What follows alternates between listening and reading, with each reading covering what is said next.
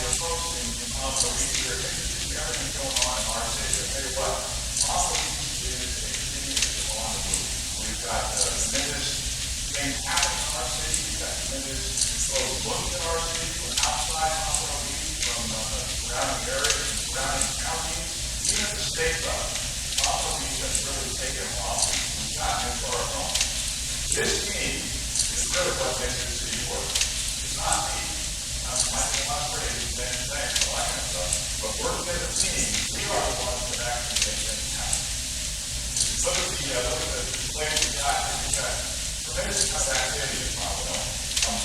We have got, as you can see up here, we've got over 4.9 million square feet of commercial. We've got 7,000 residential units, which are moving forward. We've got 1.4 billion private investment. I mean, that's actually just what the iceberg. It really doesn't tell the whole story of everything's going on, everything's planned, but we have this really got a dynamic city in Pompano Beach right now. So let's move forward. Some of the stuff that's really happening right now is in the works. We've got the projects that are coming out of the ground moving forward. We've got the Ocean Hotel in Flagler, down the beach. It's easy to real focus in Pompano Beach, and people want to come to the beach. That's right at Pompano Pier. That's a huge draw for our city. Thank you to Pompano Pier Associates and Renters and folks for putting that whole project together. Another part of the beach area, of course, we've got the Oceanic restaurant. It's recently opened. We've got the Oceanic, and prior to that, we have Pompano Beach House that opened. Riverside Pompano. Let's talk about that. For some of you who don't know where this is just on the south side of the main boulevard, just east of the bridge. This is really going to be, I think, 2 restaurants that are popping up here. It's right on the water, right on the interstate. With redevelopment, nobody wants to be first, so it's a challenge getting folks to come into an area to actually invest their dollars. So the first is always the hardest. That's kind of what we're going through right now in the old Pompano downtown area. Heritage Station, they came forward and they actually invested their dollars. It was, like I said, affordable senior housing, which is desperately needed for our seniors, and they actually built this, and it was a tremendous asset, tremendous addition to our whole Pompano area. Moving around the city, just about everybody who's driven along Plant Boulevard to see the NVIDIA toy. This was a project that started, in 2007, 8, something like that. A gentleman by the name of Chris Longsworth actually came to Pompano, saw this piece of property on Plant Boulevard, and he said, well, it's kind of down economy. What should we do? And he actually took a leap of faith. Back in those days, 2007, 2008, think back, just a minute, think back what the economy was really like.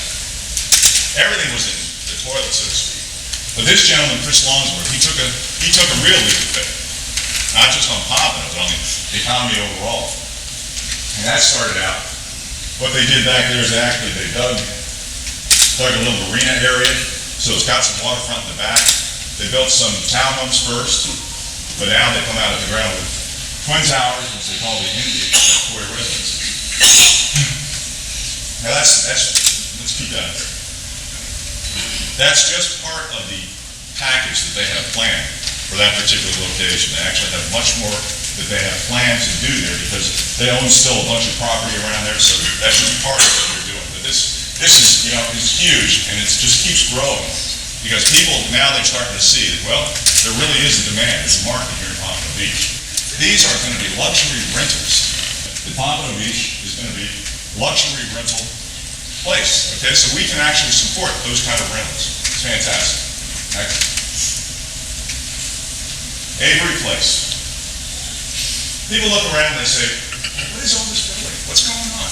What are all these frames? Well, it's a lot of apartments is what it is, really. Right now, we have got a bunch of apartments being built, and this is one of them, Avery Place. People ask, well, why are there so many apartments?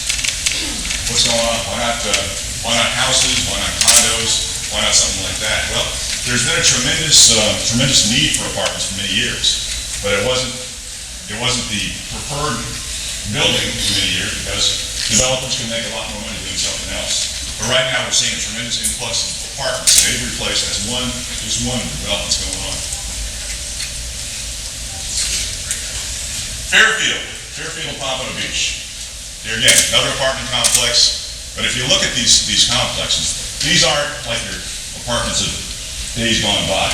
These things, they're being forced by our development codes to be built at higher standards, be nicer looking because of competitive reasons. They have to build to higher standards.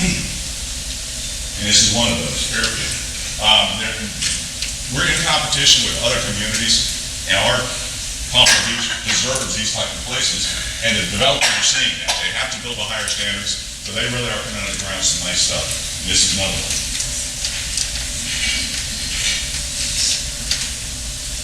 All right, another apartment complex, Marquee Apartments. This is out in our northwest community, which is yet to come out of the ground, but it will be coming out shortly. And here again, I believe this is going to have some senior component to it, but it's this is just an example of showing that we have got development throughout our city. It's not just in the beach area, not just in Federal Highway. It's all throughout Pompano Beach. We've got development that's springing out of the ground. People are interested in Pompano Beach. We are ground zero right now. People are looking at our city saying, what can we do in Pompano?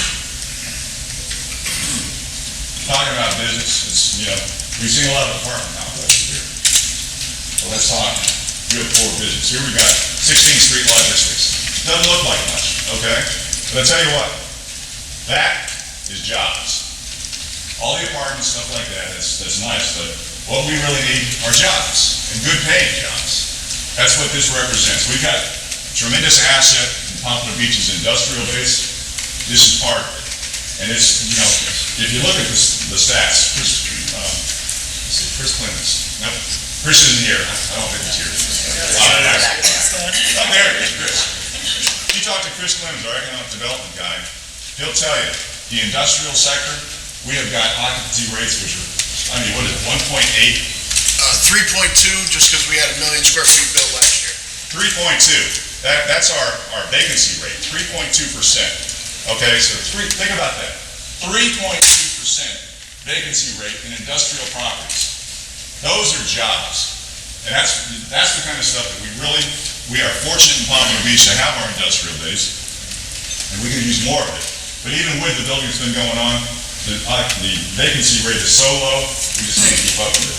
Another example of a business just recently constructed, we've got Malcolm Drilling, $3 million. Okay, these things, they're not small investments, and it's not just a storefront type location. These folks are putting serious money into their businesses because they see the future of Pompano Beach. John Knox Village, of course, is a retirement community. Well, it's a lifestyle community, basically. And John Knox Village is on a journey to remake their campus, to make it more lively, updated. It's just a huge project they have, which the city is working very closely with because there's timing involved, schedules involved, and all this kind of stuff. But yeah, they're going to remake their campus and make it into a much more desirable place to live, which already it's a fantastic place to live for those who actually live there. People love John Knox. Once they move in, they never leave. But they need more space. Of course, they're expanding, but also they're modernizing, which you can see. I mean, it's Pompano Beach. It's happening in Pompano Beach. Imagine you're a smaller city. Imagine you're a city, say, Lauderdale by the Sea. 4,000 housing units in a city like Lauderdale by the Sea. That would take over the city, basically. In Pompano Beach, we've got 4,000 housing units coming just in the live resorts. That is the size of a small city. And we are fortunate to have the capacity out around the Isle Capri Casino. We've got a bunch of land out there, which, yes, they partnered with a company, the Cordish Company, to create what they call live resorts. As part of that, they're going to have 4,000 housing units. They're going to have 1 million square feet of commercial recreation. Now, what is that? Okay. Everybody knows what housing units are, but what's commercial recreation? They're talking about things to do. they're talking about entertainment. I can't mention names, can I, Mr. Harrison? Not yet, okay, not yet. If anybody plays golf in this room, you might want to pay close attention. I can't mention names, but yeah, they've got a tremendous amount of interest from entertainment companies of all types. So they'll have a lot of things to do out there by the time they're finished. So they're going to have the 4,000 housing units, 1 million square feet commercial recreation, 300,000 square foot, or 300,000 square feet of hotel. As part of the good mix, they want to make sure they've got places for people to stay out there. Visitors, tourists to come in and play at the casino and also enjoy all this kind of stuff. But on top of that, and I'm really thrilled about this, they're talking about 1.4 million square feet of office. Class A office space, that's something that Pompano Beach deserves. There's been a need for it for many years. And finally, we're going to have more Class A office space. So we're working closely with folks out there because, I mean, this doesn't happen overnight. This is a huge development. It's a huge development for any city. Like I said, it's actually larger than some cities. And Pompano Beach is very fortunate to have it coming to our area. As you can see at the bottom of the screen there, we're talking somewhere in the vicinity of $1 billion. Just this one development. It's $1 billion of development. That's $1 billion of, permit fees. That's $1 billion of taxable value. It's huge. And this isn't going to happen overnight. Of course, it's going to take time for this kind of stuff to come out of the ground. Somewhere between 5 and 10 years, they estimate. But we'll see how the market goes. They might go faster. The Live Resorts all by itself is going to remake our city. And it's going to present some challenges too. We know that. Nothing's easy. There's always challenges to overcome. And actually, as part of back to this. With the Live Resorts, part of those challenges, of course, is traffic. What's going to happen to all those people? How are people going to get to the location? How are people going to leave the location? And they've already been addressing those types of issues with the city staff. They've been working closely with the county, with the state, and of course Pompano Beach to figure out how are they going to address those traffic impacts. So yes, there's going to be roadway improvements. There's going to be additional turn lanes. They're really looking at this because we have to think about those kind of things. Going forward, it's not just okay, build it. No, we have to figure out how we're going to accommodate the growth that we actually have going on. So this I think is going to be a real good example of working together, developing a huge project, making it work for our city. Look forward to it. I know Vice Mayor Barry Moss, he's been very engaged with it, of course, because this is right across the street from Palmer. It's right next to Cypress Bend. So it impacts a lot of existing residential folks. So next, roadmap for the future. Well, you can see we've got a tremendous amount of stuff which is really happening. But we've got 130, well, actually I'd say probably more, closer to $180 million, I think, of GO bond projects which we're currently working on. As everyone in this room should know, City of Pompano Beach approved a general obligation bond just recently. And as part of that bond, we have a number, 25, I think it is, 25 different projects which are slated to be built as a result of this bond. It's a huge challenge for our city staff to manage all that because going from just our regular capital improvements projects, which that's part of the everyday, we've got capital improvements that we work on all the time, but going from a regular capital improvements project schedule to throwing $180 million worth of investments and projects, that's a huge increase in workload. But our Horatio Damage, our CIP GO bond, he's brought on additional folks to help with all the projects. Some of those projects we've gone over before, but we'll touch on them again. Pompano Beach Pier. And if you haven't been down there yet to look at the pier, it's not open yet. But if you haven't been by there to look at the pier, it is beautiful. You really ought to go. And Mr. Harrison has guaranteed us that it is going to be open next month in March. We've been waiting for this thing to happen for some time. This is, I'd like to point out also, this isn't just our Pompano Beach Pier. This is the Fisher family pier. in honor of our former mayor, Lamar Fisher. Let's give a big hand for that.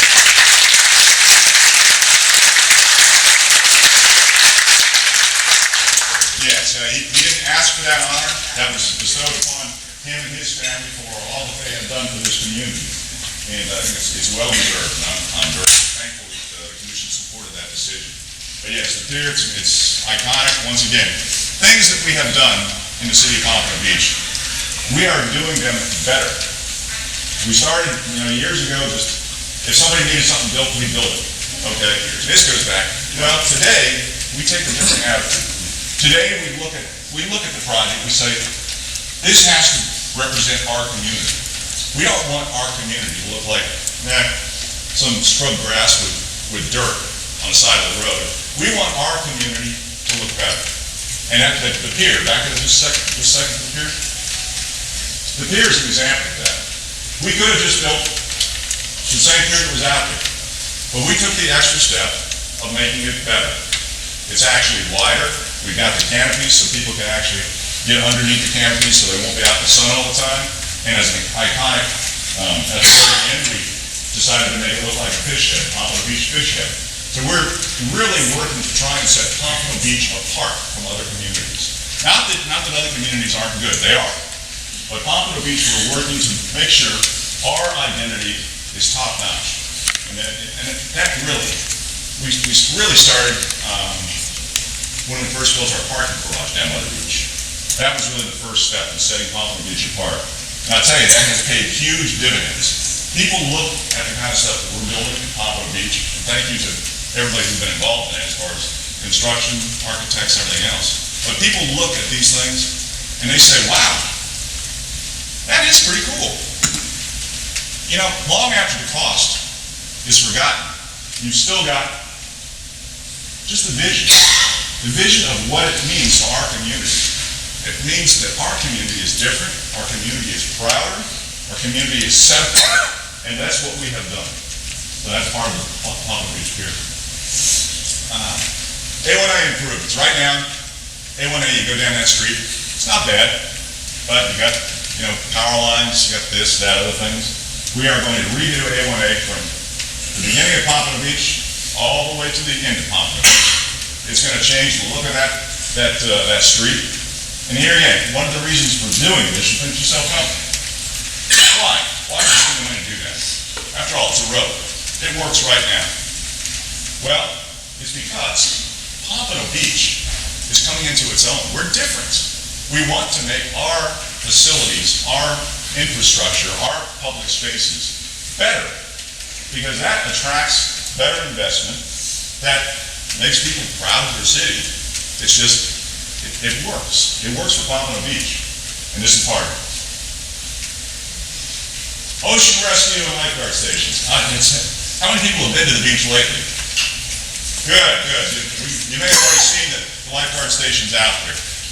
Here again, look at those things. This is not just your standard hut where your lifeguards sit and spend most of their day. These are different. These look nice. They're colorful. They're eye-catching.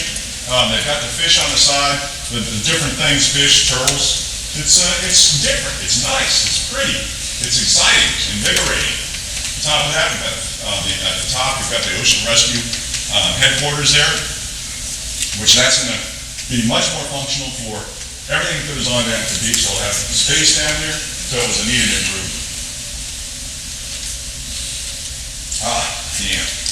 Let's talk about the amp. I was just at the amp for the Gospel Fest, in fact. Thank you, Ed Phillips. Where's Ed? There he is over there. Thank you, Ed, and the entire Tiger Trail Festival committee. Thank you for all you guys did for the Black History events. Thank you, Ed.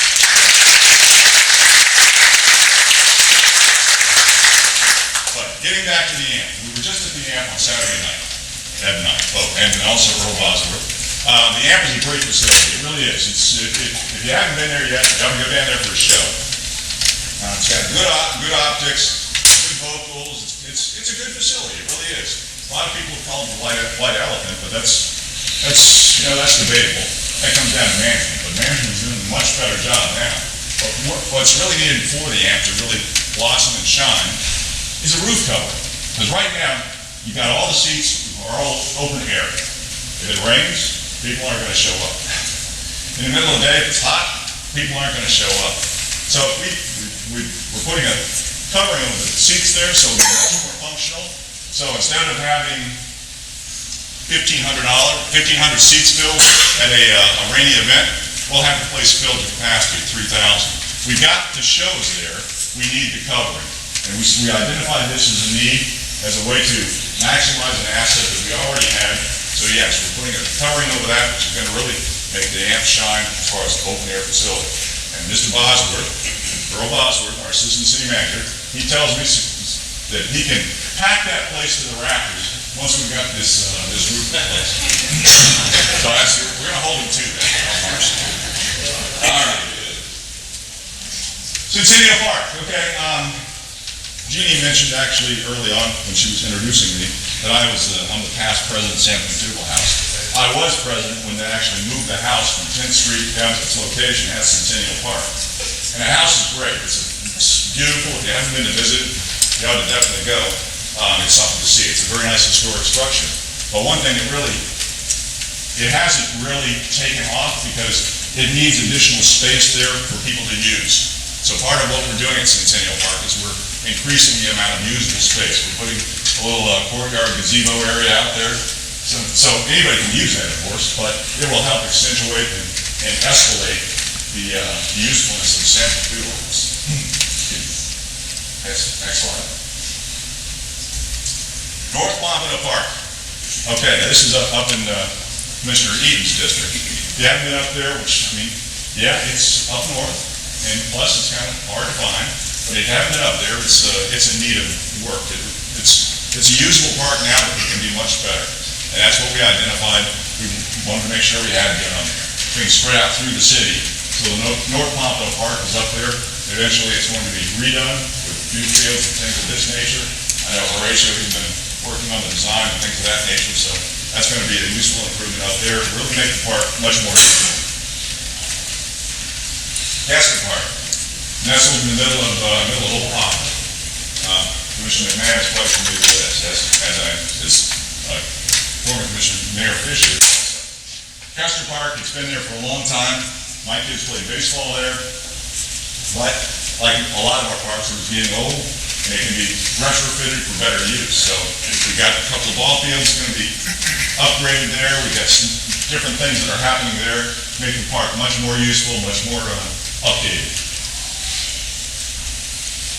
This is a favorite of anybody who's familiar with Garden Isles, Cypress Harbor area. This is just one of our bridge projects, but the Southeast Fifth Avenue Bridge, a lot of people aren't familiar with this because they don't live in the area, but Southeast Fifth Avenue Bridge, it basically, it's doesn't landlock, but it governs all of the houses in Cypress Harbor as far as what size boat they can get in. Now the bridge itself needed to be replaced, but rather than just going in there and saying, okay, we're going to replace this bridge, we took a look at it and said, well, let's replace the bridge, but let's see what we can do to make it better for the neighbors. So we're going to replace it, we're going to raise it, we're also going to make it look hopefully nicer than that, right, Horatio? Because here again, that's another focus. In Pompano Beach, we need to make things look nicer. And so, yeah, I hope this is not the final drawing that we'll see out there. It ought to be a better looking bridge than that, because it's nestled in a neighborhood. Yeah, then Horatio is saying, well, all we need is more funding. We'll see. All right, let's move on. Youth Sports Complex. Okay, there was a vote, and this goes back years. There was a vote by the city of Pompano Beach. The electorate voted to allow the Elks to purchase a piece of property that was originally Air Park property. That's where the Elks, they built their Elks Lodge, right there. It's the corner of 5th Avenue and 10th Street. So that goes back many, many years. Well, fast forward, the Elks, they had their lodge, they built it, and as time goes by, as with a lot of organizations today, charitable organizations, philanthropic organizations, the membership kind of dwindled down. It became harder and harder for the Elks to really take care of their property. So finally they decided, well, we need to sell it. The city looked at it. There were some competing offers there. Some folks wanted to put some kind of a rehab facility there. The city said, wait a minute, No, we'd like to buy it. So we bought it, so we can expand our youth sports. There's been a huge need in this city for many, many years for flat fields. Soccer, lacrosse, you name it. Anything that can be used on a flat field, there's just not enough of it because the people who are always buying for, to play soccer or for all kinds of sports. So this is the plan for the old Elks Lodge. It's going to be beautiful when it gets finished up. We'll have different size courts there. Our emergency operations center has been run in the past. Basically, you had people sitting around on cots. So this is a needed upgrade for the city to really, in case of emergency, which we know is going to happen. We know there's going to be a hurricane. We know something's going to happen. We need this type of facility to really be centralized, be secure, Category 5 secure, and this is a huge upgrade for the security overall of the city. So this is a needed upgrade. Fire stations, yes. Well, we've been redoing fire stations left and right, which is necessary because all of our fire stations are very old. This is another one. This is the Northwest 3rd Avenue up in the far northwest area. Now, all of our fire stations basically are so outdated, they don't have proper sleeping quarters. Because back when the fire stations were originally built, firemen were all men.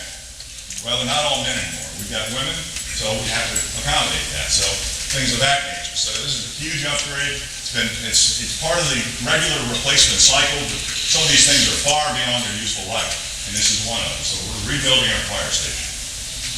McNair Park, that's out in District 5. No, it says District 4, of course. It actually is in District 5. But yeah, McNair Park, it's going to be expanded, it's going to be updated. McNair Park actually, and this is for youth sports also. For those of you who don't know, well, how many people know who Lamar Jackson is? Okay, these are you folks, good. Lamar Jackson actually is the MVP for the NFL this past year. He's the Baltimore Ravens quarterback. And Lamar Jackson actually played football at McNair Park when he was a kid. That's the kind of talent we have coming out of Pompano Beach. But McNair Park has looked the way it's looked for years and years and years. So it was necessary, it was a needed upgrade to redo this park, and that's what we're going to do. Make it better and make it so the community can really enjoy their facilities. MLK Jr., Boulevard Reconstruction. This is, we've done a lot on MLK Boulevard already, but we're still missing some parts. And this is to basically complete the package, make sure that that road looks and is functional from one end to the other. It's a great needed project, look forward to being completed. And of course, we've got a lot more stuff going on in that area. Ultimate Sports Park. This is out in the northwest area also. This is, if you're familiar, you know what the Boys and Girls Club is. This park is actually adjacent to that. What we're doing is we're taking vacant land that's out there right now and going to make it into a usable park area. We're adding not just the football field, but also a skate park, just really giving something to the community. So it's going to be a tremendous addition. Mitchell Moore, here again.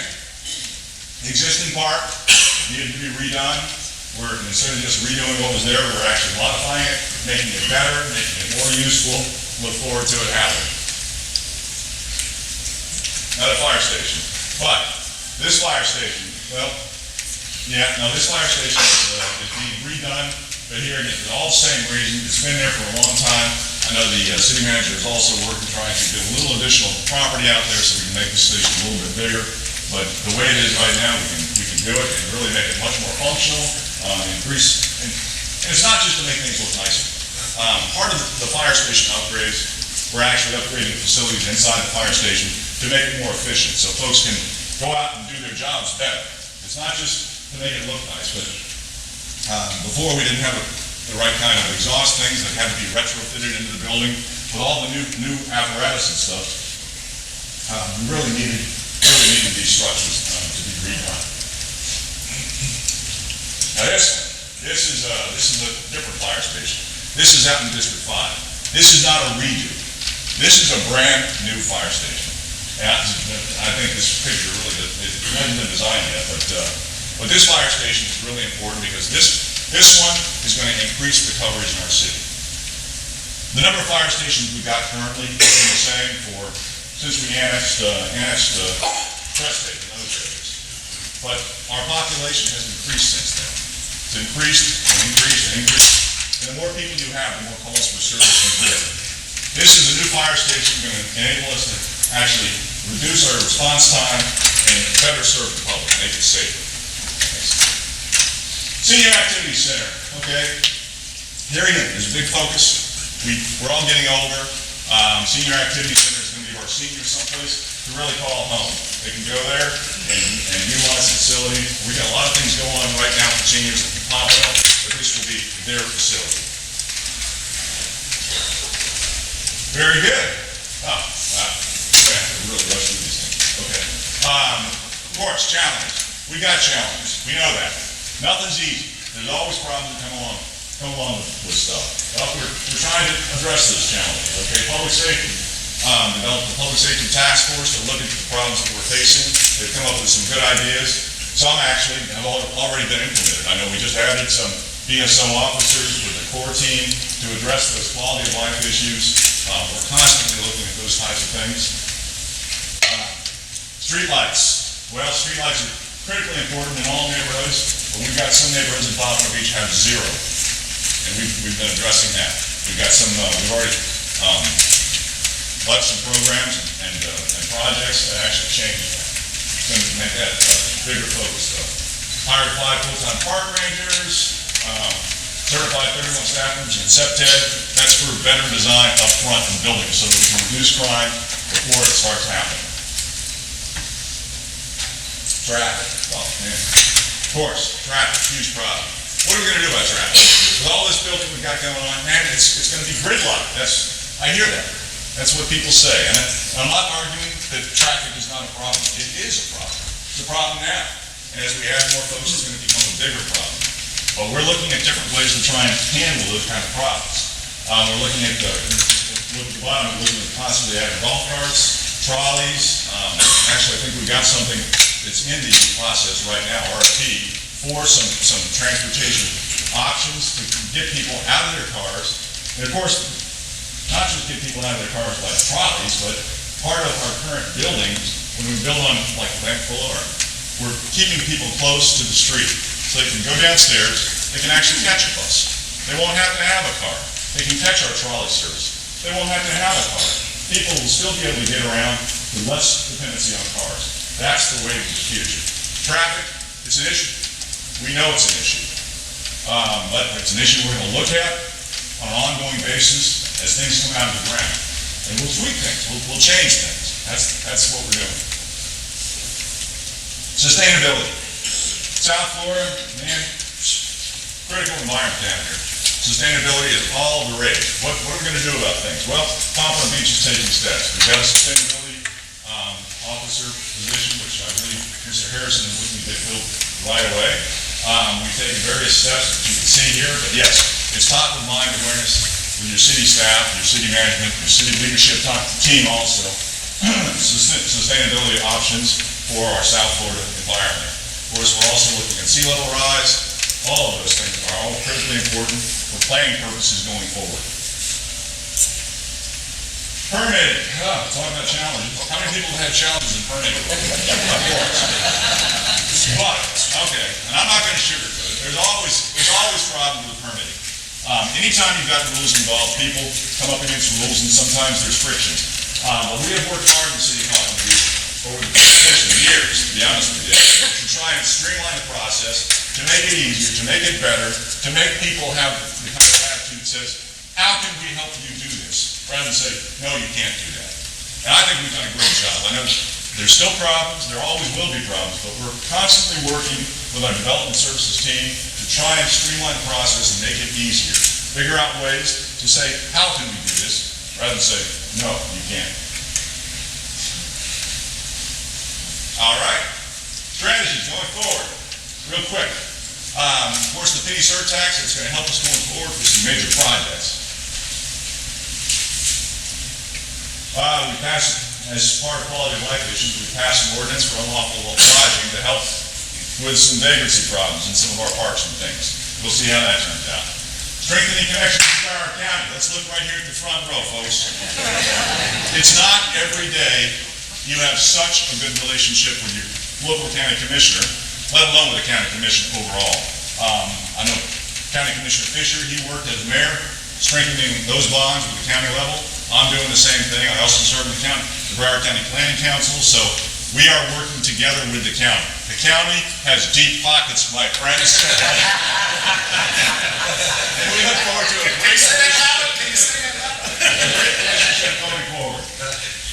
We have a robust arts and culture scene. I'll tell you, it is amazing. If you pay attention, I don't know if you guys get the emails from our various departments, but we have got so many different things going on at Pompano Beach on an almost daily basis. I mean, weekends are jam-packed full of things, from the Gospel Fest to various things in the park. We've got things happening all over the city of Pompano Beach. We are being known for our culture now. And people say, well, so what? Who cares? Well, I don't do that. Well, you may not do that, but I'll tell you what, there's a lot of people who do those types of things. And they pay attention outside of the city of Pompano Beach. When they come to a Gospel Fest, they don't just come to go to the show. They come to the Gospel Fest, they rent a hotel room, they buy a meal in a local restaurant, they spend their dollars here in Pompano.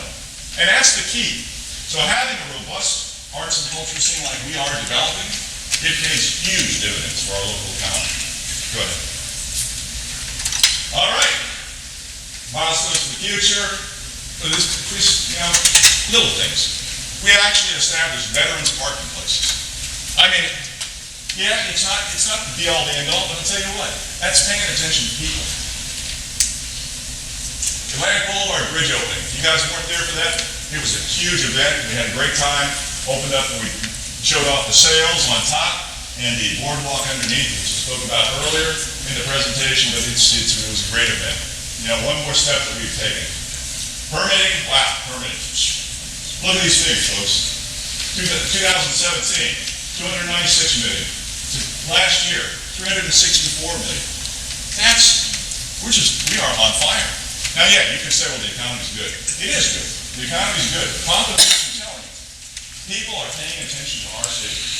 People are coming to Pompano to create businesses, build buildings, to really make this place home.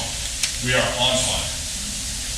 Our administration, like I said, nothing happens in a vacuum. We work together to move this city forward, and we are committed to our city going forward. Yes, okay, Pompano Beach is winning awards. Who would have thought it? Yes, we won a planning award for the work that our staff is doing. I'm telling you, people look at government employees, they say, oh, well, they're government employees. But I tell you what, we got the best. And our government employees, they do a tremendous job serving the public and making sure things happen. They do. They win awards. And that's the kind of staff you want to have working for you. Thank you.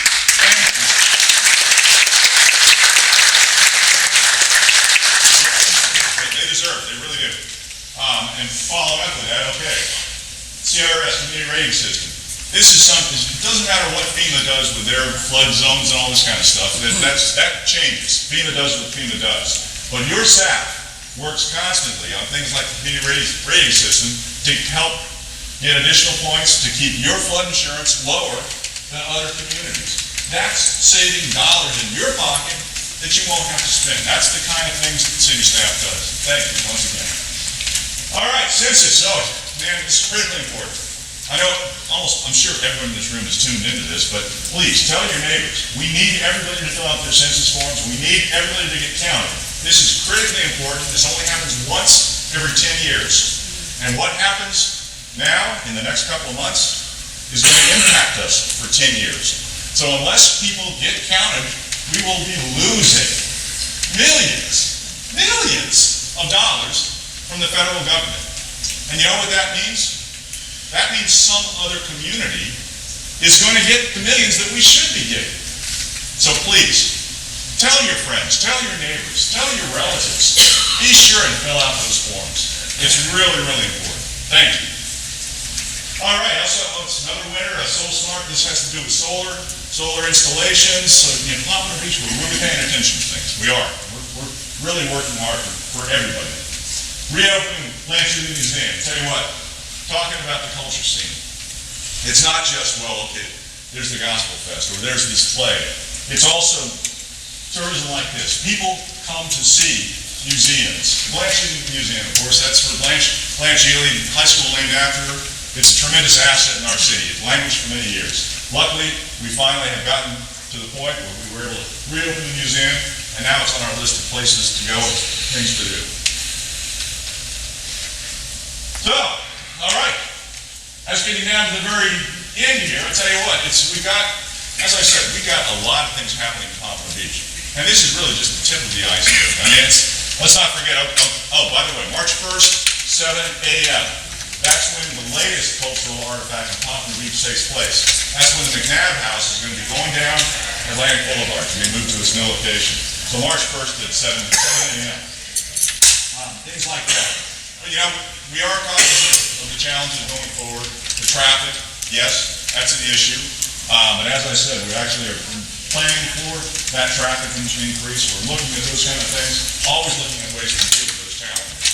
But there are challenges ahead. We're going to work together as a team to try and address those issues and keep Pompano Beach moving forward in the kind of community that it's become. I'll tell you what, it's a far cry from where it was 20 years ago. And that's not kidding. You've got a dynamic city that is on the move. And I'm proud to lead it, and I'm proud to work with this team. But thank you all very much. I know everyone wants to get out of here.